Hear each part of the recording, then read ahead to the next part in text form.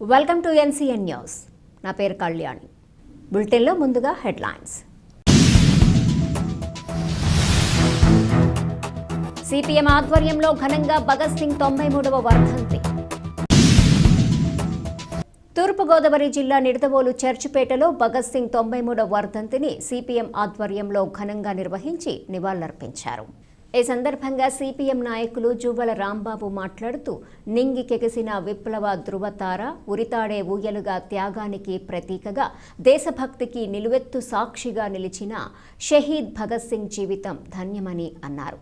భారత జాతీయోద్యమంలో పాల్గొని కేవలం 23 ఏళ్ల వయసులో దేశం కోసం ప్రాణాలర్పించిన గొప్ప దేశభక్తుడు భగత్ సింగ్ అని, 1907 సెప్టెంబర్ 28న ప్రస్తుతం పాకిస్తాన్లో ఉన్న బంగా అనే గ్రామంలో భగత్ సింగ్ జన్మించారని, జాతీయోద్యమాన్ని ప్రజా ఉద్యమంగా మార్చిన జలియన్ వాలాబాగ్ ప్రాంతాన్ని తన 12 ఏళ్ల వయసులో సందర్శించారని, 1919లో జరిగిన జలియన్ వాలాబాగ్ దమనకాండలో 379 మంది మరణించటం, 1200 మంది క్షతగాత్రులవ్వటానికి కారణమైన బ్రిటిష్ వారిని తరిమి కొట్టాలని ఆ రోజే భగత్ సింగ్ బలంగా నిర్ణయించుకున్నారన్నారు.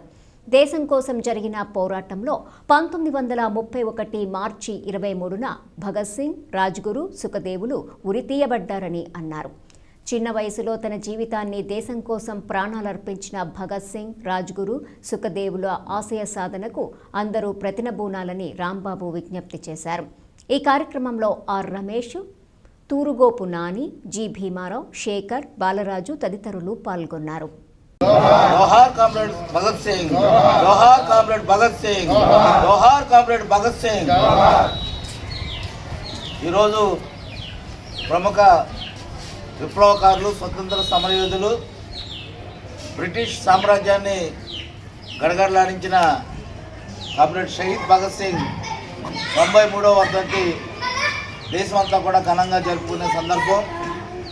మరి ఆయన ఇప్పుడు ప్రస్తుతం పాకిస్తాన్లో ఉన్న ఒక గ్రామంలో ఆయన జన్మించారు. చిన్న వయసులోనే స్వతంత్ర పోరాటంలో పాల్గొని ఈ బ్రిటిష్ వాళ్ళని వెళ్ళగొట్టాలంటే సాయుధ పోరాటమే పరిష్కారం అని చెప్పి, అదేవిధంగా జనాల్ని సమీకరించి మరి స్వాతంత్ర పోరాటంలో దేశ స్వాతంత్రం సాధించాలని చెప్పి కోరిన గొప్ప యోధుడు. మరి ఆయనతో పాటు సుఖదేవ్, రాజ్గురు వీళ్ళని ముందు రోజు ఉరి తీశారు. తర్వాత భగత్ సింగ్ని 1931 మార్చి 23 అంటే ఈరోజు ఆయన ఉరి తీయడం జరిగింది. 93 సంవత్సరాలు ఆయన చంపిన సందర్భం. బ్రిటిష్ వాళ్ళు చాలా దుర్మార్గంగాను ఆయన ఏం ఆశించాడు అంటే, ఈ భారతదేశంలో స్వాతంత్రం అంటూ వస్తే సామాన్యులకి, కార్మిక వర్గం చేతిలో అధికారం ఉండాలి, సమానత్వం సాధించాలంటే వీళ్ళ చేతిలో అధికారం ఉండాలి తప్ప తెల్లదొరలు పోయి నల్లదొరలు రాజ్యం మాకొద్దు అని చెప్పి గొప్ప సిద్ధాంతాన్ని ఆయన నమ్మిన వ్యక్తి. ఆయన చివరి వరకు కూడా పేద ప్రజల కోసం, కార్మికుల కోసం అనేక సమస్యల మీద చాలా పోరాటం చేశారు. మరి ఈరోజు మనం ఒక వయసు వచ్చేటప్పటికి ఎంత సంపాదిద్దాం, ఏం సంపాదిద్దాం అని ఇలాంటి ఆలోచనలతో ఉండే ఈ వాతావరణంలో అప్పట్లో మరి చాలా చిన్న వయసులో ఆయన 1907లో పుట్టాడు. ఆయన అంటే 23 సంవత్సరాల వయసులోనే ఆయన ఉరికంబం ఎక్కిన సందర్భం మనం అందరం చూస్తాం. 1931లో ఆయన ఈ మార్చి 23న లాహోర్ జైల్లో ఉరి తీయబడ్డాడు ఆయన. అందుకని ఈ రోజున దేశభక్తి అంటే ఏంటో భగత్ సింగ్ నుంచి నేర్చుకోవాల్సిన సందర్భం అందరికీ కూడా ఉంది. భగత్ సింగ్ గొప్ప యోధుడు, విప్లవ యోధుడు. మరి ఆ మహనీయుడికి మన అందరి తరఫున కూడా విప్లవ అభినందనలు తెలియజేస్తూ, మరి ఈరోజు స్వతంత్ర పోరాటం ఆ రోజు దేశభక్తితోటి బ్రిటిష్ వాళ్ళు ఈ దేశం నుంచి వెళ్ళగొట్టాలని చెప్పి చేసిన పోరాటం. ఈరోజు మరి ఆ రోజు సంపదని మన బ్రిటిష్ వాళ్ళు వచ్చి ఈస్ట్ ఇండియా కంపెనీ వ్యాపారం అనే పేరుతో వచ్చి మన దేశాన్ని దోచేశారు. దానికి వ్యతిరేకంగా పెద్ద ఎత్తున స్వతంత్ర పోరాటం జరిగింది. కానీ ఈరోజు ఈ దేశంలో మళ్ళీ జాతీయ సంపదని, ఆస్తులన్నీ కూడా ఈ ప్రభుత్వాలన్నీ కూడా ప్రైవేట్ పరం చేయటం, లేదా కార్పొరేట్ చేతులకు ఇవ్వటం, మన ఆస్తులని, ప్రజల యొక్క ఆస్తులన్నీ కూడా వాళ్ళకి ఇచ్చి ప్రజలకి, కార్మికులకి ఎటువంటి హక్కులు లేకుండా చేసే ప్రయత్నాలు ఈ రోజున ప్రభుత్వాలు చేస్తున్నాయి. ఆ రోజేమో ఆ పేరు మీద జరిగింది. ఈ రోజున మొత్తం పాలకులందరూ కూడా మన దేశ సంపదని ఇతరులకు దారదత్తం చేసే పరిస్థితి ఈ రోజున వస్తుంది. ఈరోజు మన దేశంలో ఉన్న వాళ్ళందరూ కూడా మరి లక్షల కోట్ల రూపాయలు సంపాదించుకున్నారు. మనకు మాత్రం తినడానికి తినలేదు, కార్మికులందరూ కూడా ఈరోజు కూడా 12 గంటలు పనిచేయాలనే సిద్ధాంతాన్ని నరేంద్ర మోడీ గారు తీసుకొచ్చారు. ఎంత దుర్మార్గం దారుణం చూడండి. 12 గంటలు పనిచేయాలంట కార్మికులందరూ కూడా. 8 గంటలు పనిదినం ఉండాలని చెప్పేసి అందరూ కూడా ప్రపంచవ్యాప్తంగా పోరాటం చేస్తే మీడియా జరుపుకుంటున్నాం. కానీ ఈరోజు నరేంద్ర మోడీ గారి నుంచి చాలామంది కార్మికులు శ్రమ చేయట్లేదు, సరిగ్గా పని చేయట్లేదు, హక్కులు పోరాటాలు అన్నారని చెప్పి చట్టాలు రద్దు చేయటం, 12 గంటలు పనిచేయాలని చెప్పి సాక్షాత్ మోడీ గారే ప్రచారం చేయటం. మరి నేను 24 గంటలు ఆయన ఏంటి సకల సౌకర్యాలతో జీవిస్తూ ఉంటాడు.